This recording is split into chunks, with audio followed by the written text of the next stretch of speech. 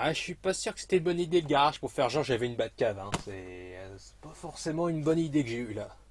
Bien le bonjour, bonsoir, c'est Alexem et bienvenue dans cette critique aujourd'hui de Justice League. Justice League, alors c'est pareil que le film Pokémon Je te choisis, c'est un film que j'attendais impatiemment. Sauf que là, contrairement à Pokémon, Justice League, à part la série animée des années 90-2000 qui passait sur F3X, le choc des héros, et la série animée Batman, disons que les héros de DC Comics et même Marvel, ça n'a pas fait mon enfance. C'est juste que c'est quelque chose, c'est un phénomène que j'aime bien, que depuis quelques années, depuis le premier Iron Man, depuis que le premier Iron Man de Jon Favreau est sorti. Donc je n'ai pas ce regard enfantin et ce regard nostalgique sur les héros de DC Comics de manière générale. Donc je pense que je vais avoir un avis peut-être bien meilleur que celui sur Pokémon. Mais bon, ça c'était totalement assumé. Donc en 2013, Warner lance le DC Cinematic Universe, ou Extended Universe, hein, comme je ne sais pas quel terme est le bon, donc je vais dire Cinematic Universe parce qu'au moins là je suis sûr de ne pas me planter. Donc le Cinematic Universe afin de faire concurrence à Marvel et à son Marvel Cinematic Universe, qui lui était déjà assez bien entamé. Donc le DC Cinematic Universe est lancé en 2013 avec Man of Steel, un film qui était quand même relativement sympa, qui proposait une bonne revisite du Chevalier d'Acier, justement le Superman. Pour ma part, je pense que ça reste un bon film de manière générale, même si il y a quelques trucs qui me dérangent, dont la mort de Jonathan Kent, comment elle est représentée. Bien que je comprends le symbolisme et le sens de la scène qui s'en dégage, je trouve que l'exécution est pas mal un peu loupée, ce qui est un peu dommage. Aussi quelques facilités et voire même un peu d'incohérence dans le scénario, mais bon, ça tous les films ont des petites incohérences, et c'est juste que voilà quoi, il y a comme des trucs un peu trop gros quoi. Zack Snyder, qui est un réalisateur que j'adore énormément, qui est un gros fan à chaque fois dans ce qu'il fait, on sent à chaque fois de sa passion pour le sujet qu'il fait, vraiment dans sa manière de réaliser, c'est vraiment un metteur en scène. Donc Zack Snyder est en soi un réalisateur qui crée beaucoup de polémiques et beaucoup de controverses à son sujet, et il n'aura pas fallu attendre Batman contre Superman, parce que Man of Steel aura aussi créé ses petites polémiques. Enfin, après Man of Steel a été enfin adapté Batman contre Superman, un gros projet que Warner avait depuis pas mal d'années. Et donc c'est pareil, Batman contre Superman déchire sa race, sa grand-mère la chienne. Je vois déjà venir tous les détracteurs de Batman contre Superman me dire que de toute façon c'était la merde parce que le scénario puait du cul, le coup de Martha, de toute façon c'était trop sérieux, c'était trop premier degré pour que ce soit un vrai bon film de super-héros. Un film de super-héros ça doit pas être trop premier degré, trop sérieux. Parce que c'est un personnage qui se balade en chauve-souris. Je veux dire, c'est n'importe quoi, évidemment que ça peut pas être sérieux. Mais n'empêche que Batman contre Superman est une vraie œuvre, quoi. Je veux dire, c'est pas un film totalement banal et dénué d'intérêt ou quoi que ce soit. Justement, c'est un vrai film de super-héros. C'était un vrai film qui posait des tas de questions sur le pouvoir du gouvernement, sur le pouvoir des héros, justement, sur quelles responsabilités ils avaient. Est-ce qu'un super-héros doit-il se conformer à ce qu'un État veut? Est-ce qu'un super-héros a-t-il le droit de faire vraiment ce qu'il veut? Évidemment, toutes les questions, tous les trucs christiques, tous les trucs bibliques que Zack Snyder en sortait. Après, c'est vrai que la Justice League dans Batman contre Superman est introduite un peu de manière forcée. C'est vrai que là, ils ont voulu faire un poil trop vite sur le coup. Et sinon, à part ça, en termes d'imagerie, d'iconisation et d'écriture de personnages, même pour le personnage de Batman, franchement, qui restera pour moi une des meilleures interprétations de Ben Affleck. Après, je suis d'accord pour pouvoir dire que Batman contre Superman n'est pas le plus grand film de super-héros de tous les temps. Pour ma part, ça fait partie de mon top préféré, mais c'est vrai qu'après, si je devais être objectif, je ne le mettrais pas dans un top 10, un truc comme ça. C'est un film qui était hyper ambitieux et qui donc voulait prendre des risques, quitte à se casser la gueule. Mais je préfère voir un film qui prend des risques et qui se loupe par moment, mais qui au moins essaye, que plutôt de faire un film totalement lisse et consensuel. Un peu comme Spider-Man Homecoming, ouais. Ou même Wonder Woman.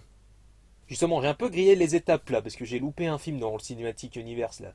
Malgré le score au box-office qui reste quand même plutôt honnête et plutôt honorable de Batman contre Superman, plus de 800 millions de dollars de recettes quand même dans le monde, et donc après les multiples critiques que s'est essuyé Batman contre Superman, la Warner a fait machine arrière en faisant en sorte que Suicide Squad, devait être un film pareil, étonnamment très sombre et premier degré là aussi, s'est totalement transformé en une sorte de gardien de la galaxie sous acide, mais avec des méchants. Après, en tant que tel, subjectivement, j'apprécie Suicide Squad, mais objectivement, je vois les multiples défauts que ce film a. Des personnages qui n'étaient pas assez développés, des scènes d'action qui étaient beaucoup trop répétitives, d'un humour qui n'était pas forcément la bienvenue par moment. Warner a pris peur après les multiples critiques contre Batman contre Superman et ont décidé de faire des reshoots, ce qui explique la plupart des problèmes du film. Parce que depuis Batman contre Superman, Warner a décidé de faire un peu comme Marvel, ce qui leur a été un peu reproché pour Batman contre Superman, ce qui est un peu débile puisque c'est bien qu'il y ait la différence entre les deux studios. Donc Suicide Squad s'est fait descendre de partout, mais ça l'a pas empêché d'être un immense succès. Je comprends plus rien à ce monde. Et donc après Man of Steel, Batman contre Superman et Suicide Squad est sorti Wonder Woman. Et j'ai un gros problème avec Wonder Woman, c'est pas que je trouve que le film est spécialement mauvais ou quoi que ce soit, c'est qu'il est sympa, mais sans plus. Dire ouais, effectivement il y a des scènes d'action qui sont plutôt pas mal, il y a de bonnes répliques, il y a de quelques bonnes situations, mais en le tout sonne vraiment niais au possible. Non seulement c'est niais, puis même derrière c'est pas aidé par des caricatures et des stéréotypes vivants dans ce film. Je veux dire, on en parle du général allemand et de sa sidekick là. Ah bien, je suis une caricature de méchant nazi qui veut envahir le monde, qui veut que prouver que l'Allemagne est la plus forte de toutes les nations. Mais monsieur, on est la première guerre mondiale, c'est pas la seconde guerre mondiale, là, les nazis ça n'existait pas. Hans, on s'en fout, de toute façon, Hitler était déjà né à ce moment-là, donc le nazisme existait plus ou moins, donc... et puis on s'en fout, de toute façon, les Allemands dans les deux guerres, c'était des méchants. C'est exactement ça, c'est un cliché d'allemand nazi dont même OSS 117 se moquait. Dire Wonder Woman, elle poutre de l'allemand comme si c'était tout à fait normal, alors que pour elle, dans son esprit, bah c'est Ares qui contrôle les hommes et qui fait qu'ils se battent. Et que surtout Wonder Woman, bah ça insiste bien sur le fait que les États-Unis, même dans la Première Guerre mondiale, bah c'était les gentils. Ouais, c'est un ensemble de petits trucs comme ça qui font que je n'apprécie pas forcément Wonder Woman plus que ça. C'est pas mauvais, mais c'est pas excellent non plus. Pardon, c'est bien parce que c'est réalisé par une femme et que ça met en valeur une super-héroïne très bien représentée pour une fois. Oui, c'est... Oui, mais... Oui, c'est sûr, c'est un pas en avant, mais ça suffit pas à en faire un bon film. Ça suffit. Ah bah d'accord. Et donc enfin arrive le dernier film du DC Cinematic Universe, Justice League. Donc Justice League, bah c'est un peu compliqué à traiter comme cas. Parce que déjà, faut revenir un petit peu en arrière sur la création et la production de ce film qui a été assez chaotique. Donc après que Batman contre Superman ait essuyé de multiples critiques négatives, la Warner a décidé de changer totalement de stratégie pour leur futur film, ce qui explique pourquoi Suicide Squad a eu des reshoots voulant renforcer l'humour du film, et que Wonder Woman, bah c'est Wonder Woman et que c'était un film qui voulait être totalement optimiste. C'est pour ça que la Warner a demandé à Zack Snyder de rendre Justice League un peu moins sombre, ce qui de toute façon était déjà prévu. Effectivement, il n'y avait qu'à voir la fin de Batman contre Superman pour se rendre compte que le pessimisme et le fatalisme avaient totalement disparu pour laisser place à l'espoir. Effectivement, faire un film Justice League comme l'était Batman contre Superman, effectivement, ça aurait posé quelques petits soucis, ça n'aurait pas été très cohérent, surtout que la Justice League est quand même un peu plus fun et colorée, surtout avec le personnage de Flash. Donc les producteurs ont demandé à un réalisateur de changer quelque chose que lui-même avait déjà prévu à la base. Donc ça ne pouvait que bien se passer. Eh bien malheureusement, Zack Snyder a connu une tragédie familiale, en effet sa fille Autumn Snyder s'est suicidée. Pendant quelques temps, Zack Snyder est resté le réalisateur attitré du film, mais à un bout d'un moment donné, il a décidé d'abandonner le film afin de s'occuper de sa famille. Et donc, avec l'accord de Zack Snyder, Joss Whedon, le réalisateur d'Avengers 1 et 2, l'a remplacé au pied levé afin de terminer le film et surtout de faire quelques éventuels reshoots. Et si le problème s'arrêtait là, ça aurait été beaucoup trop beau. Parce que la tête pensante du DC Cinematic Universe, à savoir Geoff Johns, a décidé de faire en sorte que Justice League ne dure pas plus que 2 heures. C'est même pas genre, ah, faut pas que ça dépasse les 2h05, non, c'était 2 heures pile poil. Générique compris. Et c'est déjà un des premiers problèmes que j'ai avec ce film, c'est beaucoup trop court. Je vais enfin donner mon avis sur ce film, qu'est-ce que j'en ai pensé?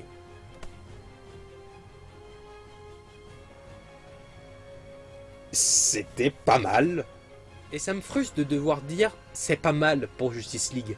Ça aurait dû être comme Avengers, un film événement, un film qu'on aurait dû retenir. Pas juste comme un film de divertissement sympa. En effet, Justice League souffre quand même pas mal de sa durée, parce qu'on sent que la plupart des scènes ont été un peu en mode rushé, surtout les premières minutes du film. Alors je vais pas spoiler, c'est juste que la toute première scène, c'est l'introduction de Batman, et malheureusement que cette scène était vachement cutée Honnêtement, les 20 premières minutes m'ont fait pas mal flipper. J'avais vraiment eu peur que tout le reste du film soit vraiment de cette même acabit. C'est-à-dire que les passages sont rushés, c'est un peu cuté. Le montage est vraiment trop rapide pour qu'on s'installe une quelconque ambiance. En tout cas, le début, c'est pas du Snyder, parce que c'est beaucoup trop cuté pour que ce soit lui. Après le début quand même un peu chaotique, le reste du film se fait quand même bien suivre. Dès que la Justice League commence à sortir, bah déjà le film commence à respirer et enchaîne plutôt les bonnes scènes. Le montage n'est pas trop cut, on respire enfin, il y a des scènes de discussion, il y a des bonnes scènes d'action, il y a même une scène d'action en plein milieu du film que je trouve vachement cool et stylée.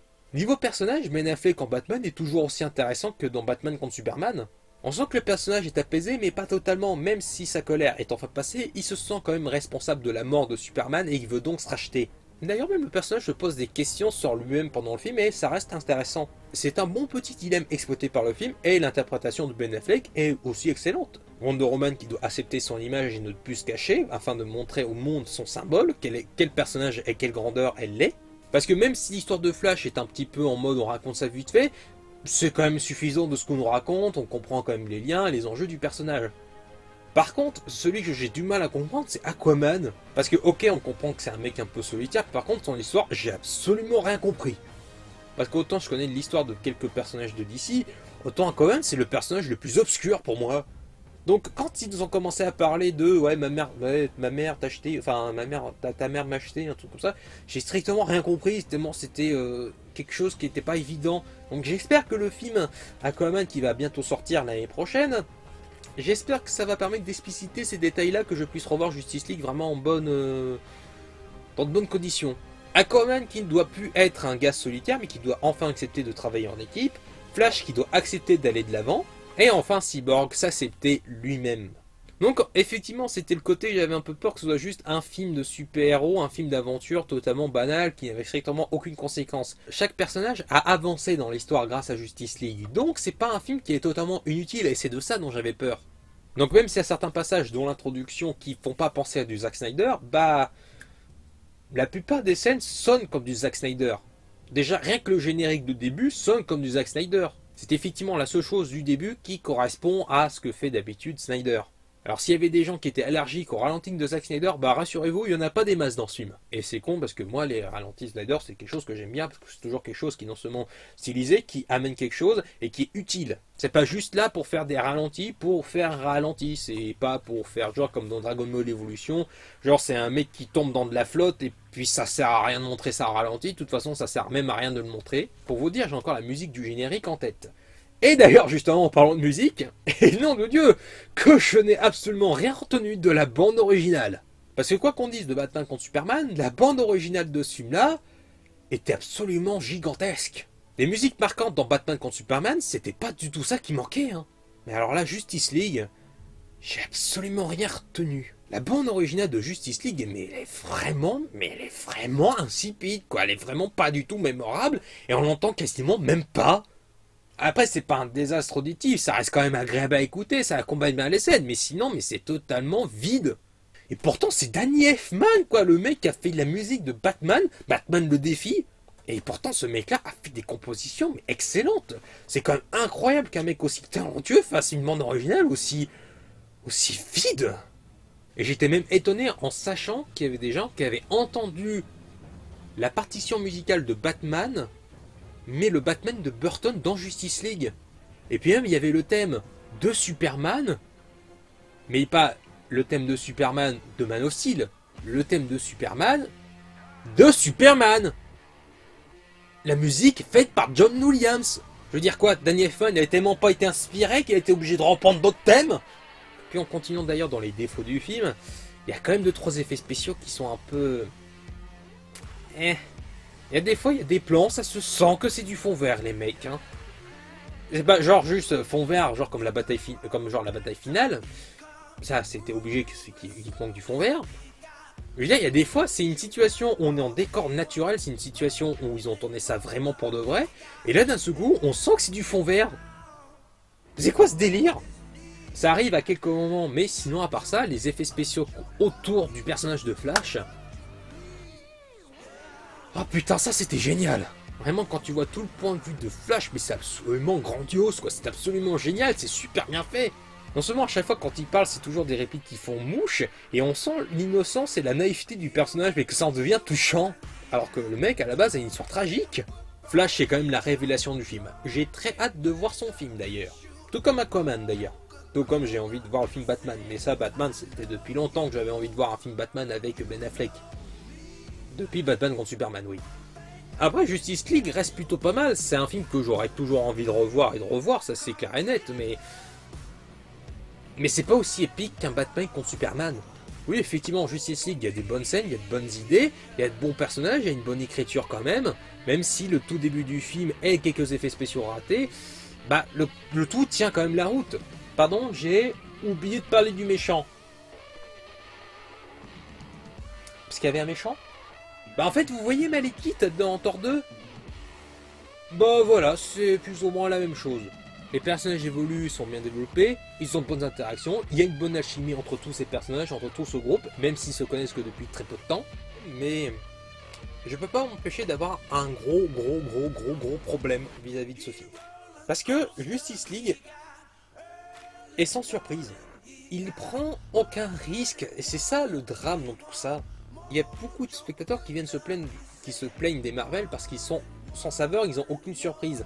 Et c'est vrai que par exemple Spider-Man Homecoming a été absolument sans saveur. C'était pas un film de super-héros grandiose.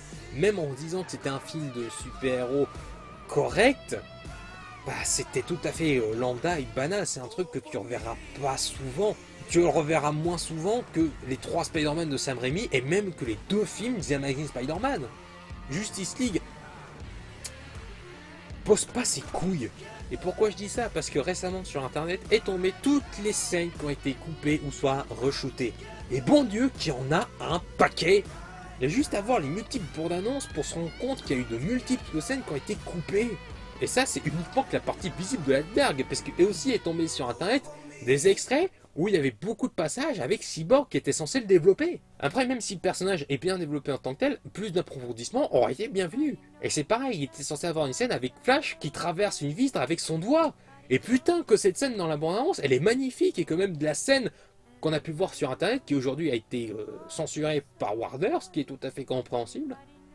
Et bien quand tu vois cette scène, elle est absolument magnifique, elle aurait été absolument belle à voir en salle. Cette séquence-là, c'est du Snyder tout craché. Le fait que non seulement la scène soit ralentie, mais qu'il y ait toute la symbolique que Flash passe la vitre avec son doigt. Qu'il y ait des scènes coupées, c'est pas du tout ce que je reproche, puisque effectivement, les scènes coupées, c'est quelque chose qui est totalement banal et totalement conventionnel dans les films. C'est normal qu'il y ait des scènes coupées, parce que sinon, les films, des fois, dureraient beaucoup trop longtemps, donc des fois, c'est pour ça qu'il faut virer certaines scènes, parce que sinon, le rythme, bah, serait pas bon. Et c'est pour ça qu'en voyant toute cette multitude de scènes coupées et de reshoots, même en revoyant Justice League, j'aurais toujours cette petite frustration me disant que c'était pas le film que j'aurais dû voir. Et surtout que c'est pas le film qu'on aurait dû voir. Parce que résultat, aujourd'hui le film divise, ils ont fait une stratégie qui est absolument médiocre, qui est absolument ridicule de vouloir faire en sorte que Justice League ne dure que 2 heures. On voit bien aujourd'hui tous les trucs que ça, tous les problèmes que ça a posé. On peut pas reprocher ce film-là à Zack Snyder, on peut pas reprocher ce film-là à Joss Whedon, puisqu'il a essayé de faire plaisir au studio parce que bah, Joss Whedon, il a un film de prévu avec eux, et surtout parce qu'il avait la totale confiance de Zack Snyder. Donc les vrais responsables de ce gaspillage, c'est Warner. Parce que c'est bien beau d'avoir critiqué le ton sombre de Batman contre Superman, mais d'un côté, c'était une vraie œuvre, c'était quelque chose qui proposait de l'inédit, c'était un film qui était totalement unique. Résultat, ça a foutu les chocottes à Warner, qui a décidé de foutre en l'air toute la stratégie, qui a donc voulu faire en sorte que Suicide Squad soit complètement amoindré, qu'il soit totalement accessible au plus grand nombre, ce qui a totalement pas marché. Il y a juste Wonder Woman qui pour moi est une erreur de la nature, puisque pour moi c'était un film de super-héros tout à fait lambda et banal. Vous auriez laissé faire Zack Snyder, même s'il voulait pas revenir, vous auriez laissé Joss Whedon faire vraiment à la lettre ce qu'il voulait, en laissant le temps qu'il voulait, en faisant la durée qu'il voulait, par exemple en faisant un film de 2h30, et puis voilà, on aurait eu quelque chose un peu plus correct, enfin un peu plus grandiose. Parce que Warner a voulu faire ces stratégies que du coup ils se sont retrouvés dans une situation que, bah même en faisant en sorte que quelque chose qui passe au grand public, ça n'a pas plu au grand public. Parce que même s'il y a certaines critiques qui adorent le film, qui l'aiment, bah moi je fais partie de ceux qui aiment le film, mais qui vont quand même le regarder en se disant qu'ils auraient pu voir un bien meilleur film. Justice League, ça aurait dû être un nouveau Watchmen. Parce que je pense que Zack Snyder voulait en faire une grande fresque épique à la Watchmen justement, où on raconte le destin de ces 6 personnages, où chaque personnage avait ses moments. Résultat, on s'est retrouvé certes avec un bon film, mais qui était absolument pas grandiose et sans prise de risque. Les mecs avaient le potentiel, et ils l'ont gâché. Et j'avoue que j'ai un peu peur pour la suite de DC Cinematic Universe. Parce que c'est soit ils essayent de faire vraiment des bons films après Justice League, ou soit ils optent pour une stratégie complètement ultra conventionnelle et attendue, quelque chose qui va pas du tout être surprenant. Et auquel cas pour moi il va y avoir juste ces 5 films là, c'est-à-dire Man of Steel, Batman contre Superman, Suicide Squad, Wonder Woman et Justice League, qui pour moi va former le DC Cinematic Universe. Pour moi il y aura que ces 5 films là s'ils continuent vraiment trop sur cette lancée. Warner, vous aviez le mec le plus passionné possible, à savoir Zack Snyder. Le mec était un fan de comics de DC. Le mec était grandiose. Même si ses films divisaient, bah justement c'est ça qui en faisait la force. On est même arrivé à un tel point que même Zack Snyder n'a toujours pas vu son propre film. Et je déconne pas, Zack Snyder lui-même l'a affirmé, comme quoi il n'avait pas du tout vu Justice League encore. Donc, en espérant que la vidéo vous ait plu, c'était mon avis sur Justice League. Donc, partagez, commentez, likez. Ça me ferait très plaisir et je vous en remercierai par avance. Donc je vous dis à plus et à la prochaine. Salut!